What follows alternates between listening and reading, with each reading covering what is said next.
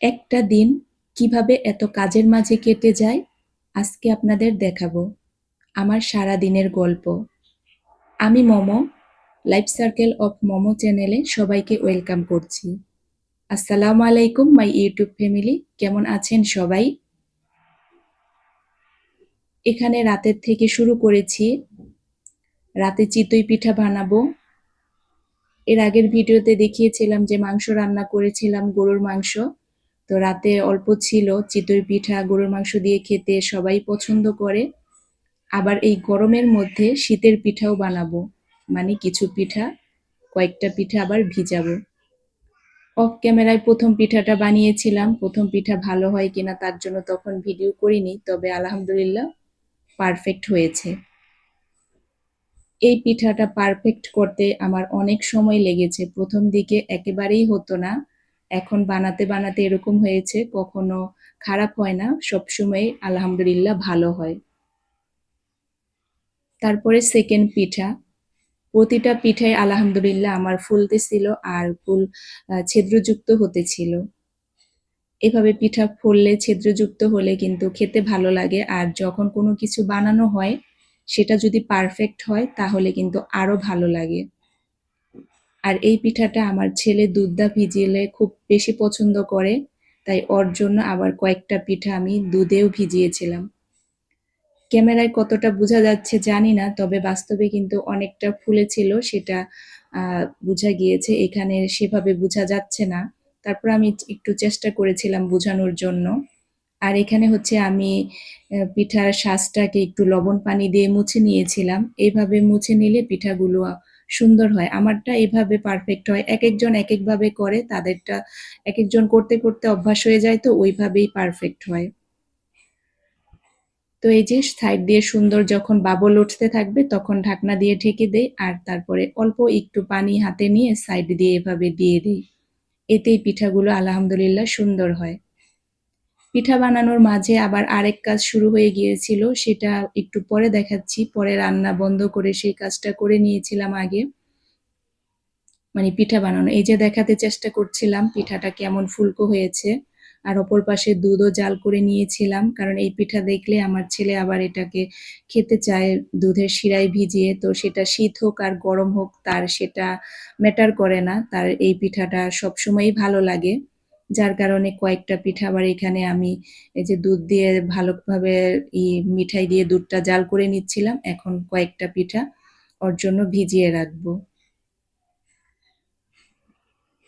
তো এখনো যারা আমার ভিডিওতে লাইক দেননি, প্লিজ দয়া করে একটা লাইক দিয়ে কন্টিনিউ করেন, আর যারা এই কাজটি করে দিয়েছেন তাদেরকে অসংখ্য ধন্যবাদ। একে একে এখন আমি পিঠাগুলো দিয়ে দিব, আর চুলা অফ করে দিয়েছি, পিঠা দিয়ে আর জাল করব না, একেবারে গরম ফুটন্ত দুধের মধ্যেই দিয়ে দিয়েছি, তারপরে হচ্ছে যে কিছুক্ষণ ঢেকে রাখবো, এমনিতেই হয়ে যাবে। এখানে দিয়েছি আরো কয়েকটা আছে, এগুলোও দিব। তারপরে একেবারে নেক্সট ডে সকালে হচ্ছে ভাত বসিয়ে দিয়েছিলাম, অপর পাশে পাট শাকটা না অনেক ভালো লাগে, সাথে যদি আমডাল হয়, কাসুন্দি হয়, তাহলে খেতে, কাসুন্দি দিয়ে খেতে না আমার অনেক ভালো লাগে। কোন কোন আপুদের পাট শাক কাসুন্দি দিয়ে খেতে ভালো লাগে অবশ্যই কমেন্টে জানাবেন। তো এখানে হচ্ছে যে আমি প্রথমে শাকটাকে সিদ্ধ করে নিয়েছিলাম, তারপরে রসুন দিয়ে ফোড়ন দেব, যেভাবে শাক রান্না করা হয় আসলে সেভাবেই। আর যে কাজটার কথা বলেছিলাম যে রাতে পিঠা বানানো বন্ধ করে কাজ করেছিলাম, এই যে এখানে এখানে আসলে পর্দা দিতে হবে, আর এভাবে কাপড় দিয়ে ঝুলিয়ে রাখলে দেখতে খারাপ লাগে।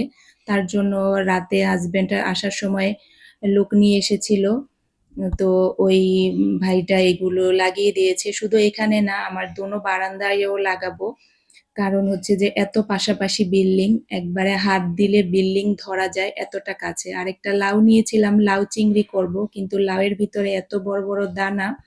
পরে আপনাদের সাথে এটার আরেকটা রেসিপি শেয়ার করব, লাউয়ের দানা বা বিচি যেটাই বলেন সেটার।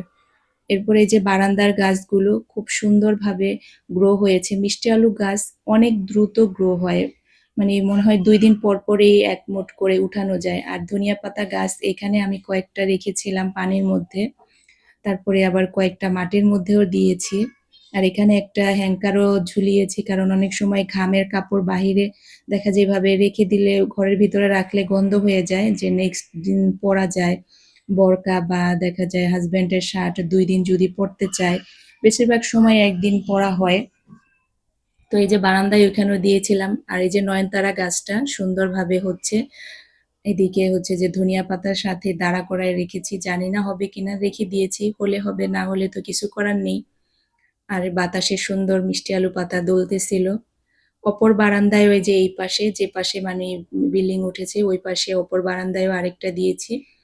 এইগুলো দিয়ে তারপরে প্যারাশুট কাপড় দিয়ে পর্দা দিয়ে রাখবো। আর মেহেদি গাছটাও সুন্দর মাশাআল্লাহ হচ্ছে। তারপরে হচ্ছে যে আবার রান্নার ফাঁকে আবার ওগুলো একটু দেখানোর জন্য চলে গিয়েছিলাম। এই যে ছোট চিংড়ি, আর চিংড়ির মাথাটা এভাবে আমি বেটে সাথে রেখে দেই, তাহলে তরকারি দিয়ে রান্না করলে খুব ভালো স্বাদ আসে। তো প্রথমে সরিষার তেল দিয়ে নিলাম, তারপরে পেঁয়াজ মশলা একে একে সব দিয়ে নেব।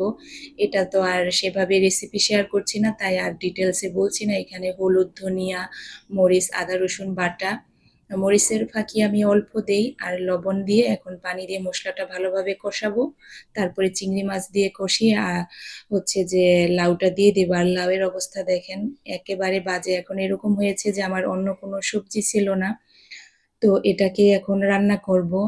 আর হচ্ছে যে এই দানাগুলো আমি ভর্তা বানাবো, সেটাও আপনাদের সাথে শেয়ার করব। আমার সাথেই থাকেন। যারা লাউয়ের দানা ভর্তা কখনো খাননি, আজকে শিখে নিবেন এবং ইনশাল্লাহ ট্রাই করলে দেখবেন এটা খুবই মজা।